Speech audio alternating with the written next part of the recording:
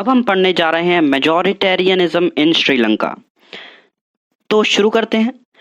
श्रीलंका साल 1948 में एक इंडिपेंडेंट कंट्री के रूप में उभरा।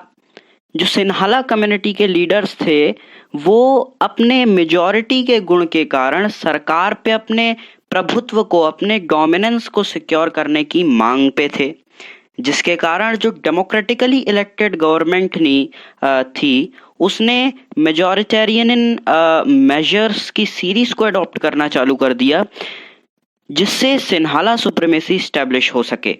साल 1956 में 1956 में एक एक्ट पास हुआ जिसने सिन्हाला लैंग्वेज को ही एक ऑफिशियल लैंग्वेज के रूप में मान्यता दे दी और तमिल लैंग्वेज को डिसरिगार्ड कर दिया। अब सरकार जो थी वो प्रेफरेंशियल पॉलिसीज को फॉलो करने लगी और सिन्हाला एप्लीकेंट्स को फेवर करने लगी यूनिवर्सिटी पोजीशंस और गवर्नमेंट जॉब्स के लिए। अब एक न्यू कॉन्स्टिट्यूशन बना जिसमें कहा गया कि बुद्धिज्म को बढ़ावा देना चाहिए और हमें बुद्धिज्म को प्रोटेक्ट करना चाहिए। अब ये सब जो गवर्नमेंट मेजर्स थे ये एक के बाद एक आते ही जा रहे थे। अब धीरे धीरे इन स्थितियों ने श्रीलंकन तमिल्स के बीच में एक अलगाव की भावना को जागृत कर दिया, बढ़ाया। अब श्रीलंकन तमिल सोचने लगे कि बुद्धिस्ट सिन्हाला लीडर्स के द्वारा ऐसी कोई भी मेजर पॉलिटिकल पार्टी नहीं है जो उनके लैंग्वेज और कल्चर के प्रति सेंसिटिव हो। वो सोचने लगे कि कॉन्स्टिट्यूशन जो है और जो सरकारी नीतियां हैं वो उनको इक्वल पॉलिटिकल राइट्स देने से इनकार कर रही हैं और उन्हें जॉब्स पाने में भेदभाव कर रही हैं उनके साथ, और भी दूसरी अपॉर्चुनिटीज़ जो उन्हें मिल रही थी उनमें भेदभाव कर रहे हैं और उनके इंटरेस्ट को इग्नोर किया जा रहा है। जिसके कारण क्या हुआ,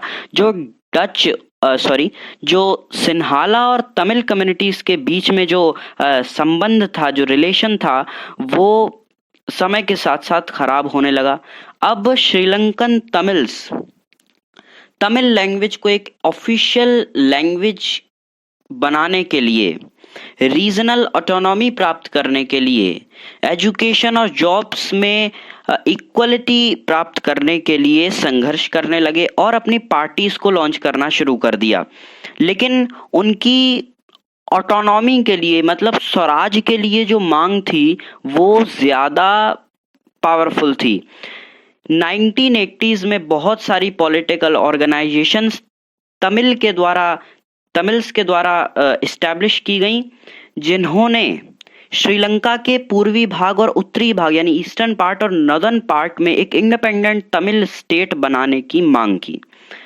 अब इन दो कम्युनिटीज यानी सिन्हाला और तमिल के बीच की ये जो डिस्ट्रस्ट था ये अब एक व्यापक संघर्ष का रूप धारण कर चुका था।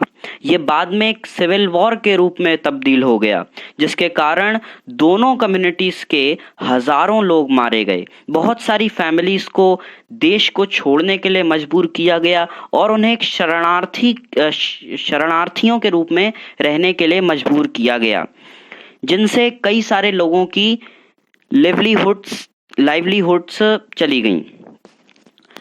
अब हम क्लास 10th की इकोनॉमिक्स की बुक में पढ़ेंगे कि श्रीलंका का इकोनॉमिक डेवलपमेंट और एजुकेशन और हेल्थ के मामले में कितना एक्सीलेंट रिकॉर्ड रहा था। लेकिन जैसे ही सिविल वॉर हुई इसके कारण एक टेरिबल सेटबैक हो गया सोशल, कल्चरल, इकोनॉमिक लाइफ के लिए, और पूरे देश पर काफ़ी गहरा असर पड़ा इस सिविल वॉर का, और ये सिविल वॉर 2009 में ख़त्म हो गई। सो आज के लिए बस इतना ही।